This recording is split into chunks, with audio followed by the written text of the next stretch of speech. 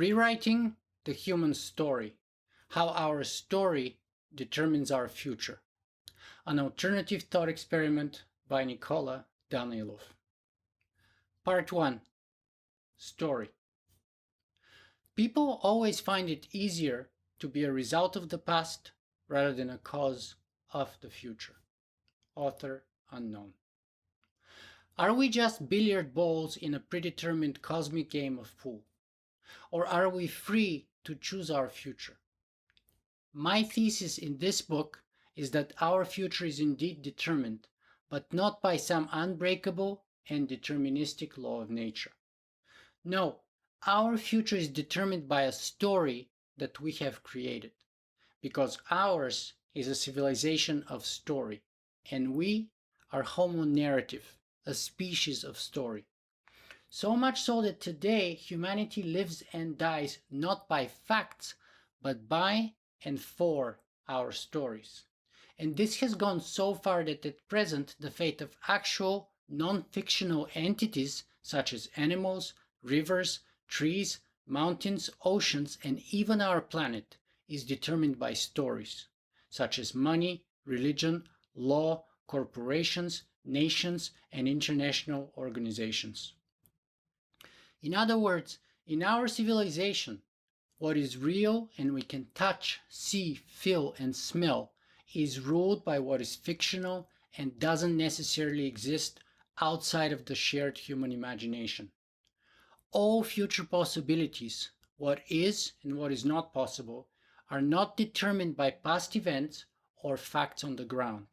They are determined by the stories we attach to those, because we are storytelling animals.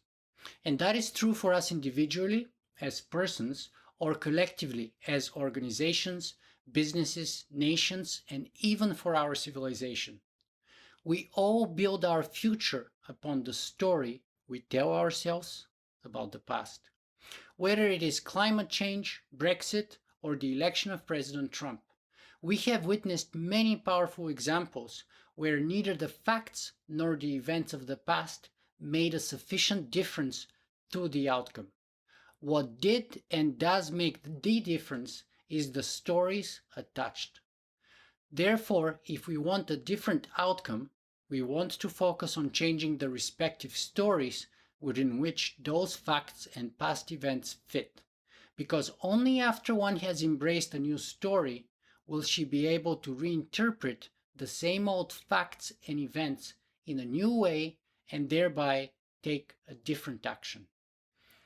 I claim that our story determines our future, but I'm not claiming that anything is possible. Geographical, biological, physical, and economic forces do create constraints, but those constraints leave sufficient space for us to choose our future and not be bound by determinism. Yes, human choices are limited, and human freedom is freedom within constraints. So it is not our freedom from external conditions, but our attitude towards those conditions that embodies our free will.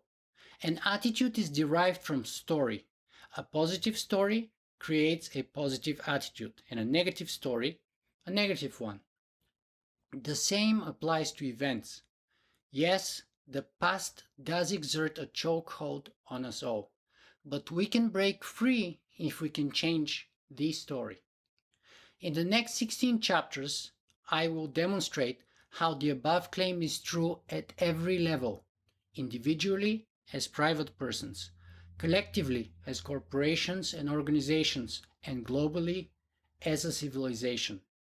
No matter the level, new outcomes come only after the large-scale dissemination of new stories.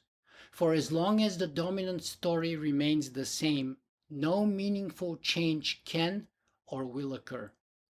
In short, my thesis is that it doesn't matter if you're an individual, a company, a nation, or an international organization. Change your story, change your future. Because our stories are our compass to the future, but they don't just point the way. They frame what's left and what's right, what's back and what's forth, what's right and what's wrong, what's possible and what's not possible. They frame our space of possibility and motivate us to act or not to act. That is why we have to get in the story if we want to break free of the story. As Brené Brown says, when we deny our stories, they define us. When we own our stories, we get to write a brave new ending.